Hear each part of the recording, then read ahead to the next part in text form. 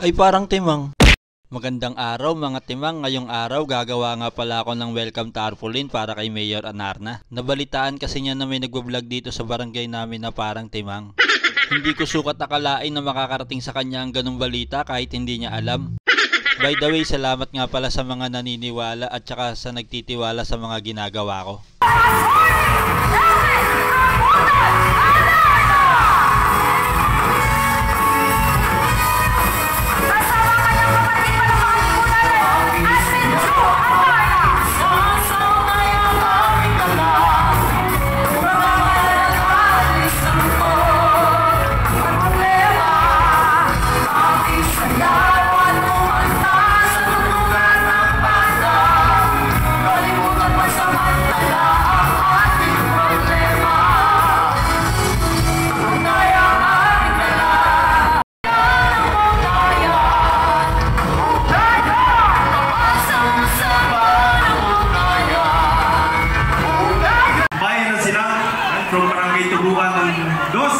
At syempre po,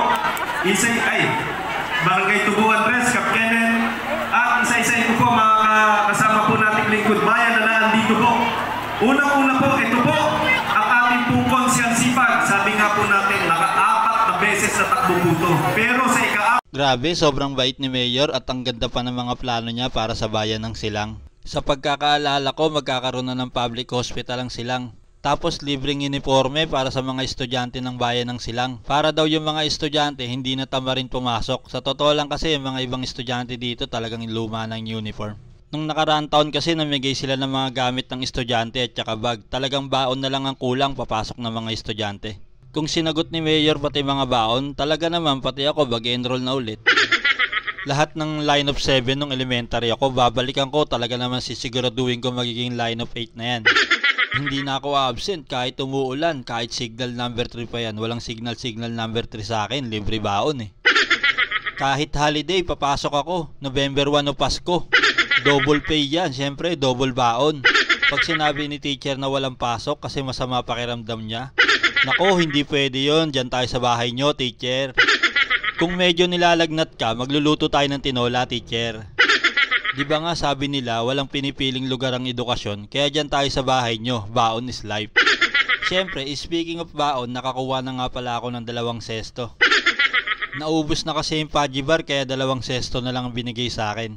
Bali, ang gagawin ko, ngunguyain ko yung 1 sesto. Tapos yung sesto rin na isa ang panulak ko. Wow, ang galing! Pagtapos ng program, namigay sila ng konting tulong para sa aming mahihirap. Malaking tulong na to para sa mga katulad kong mahirap na walang pambiling bigas. Ilang araw din ako makakatipid at hindi bibili ng bigas. Kaya maraming salamat po Governor John Vic, Mayor Anarna, at saka Kapitan Joey Generoso sa mga gantong programa at proyekto sa ating barangay. Siyempre, salamat din sa mga konsyel ng bayan, konsyel ng Adlas at saka sa mga SK, sa mga tanod na napanatili ang kaayusan at katahimikan hanggang matapos ang programa. Aba, napakagalang mo naman at saka napakabait. Huwag ka nga mangilam, gusto mo wala kang bigas? Pagkatapos kong ngumuya ng sesto, tinapos ko na itong pinapagawa sa akin na logo. Actually guys, hindi talaga ako nagagalingan sa sarili ko sa mga gantong bagay. Pero lagi kong pinipilit na mas maganda yung magawa ko sa mga una kong nagawa. Lagi ko kasi kinukumpara yung sarili ko at mga gawa ko sa mga gawa ng mas magagaling. Kaya nakikita ko yung diferensya na mas marami pa akong dapat pag-aralan. Kapag nagagawa ko na yung nagagawa ng mga magagaling, doon ko natatawagin yung sarili ko na marunong na talaga ako. At pagdating ng araw na yon, yayabangan na kita. Joke lang po. Kung yabang ang pag-uusapan, sa Dota mo ko subukan.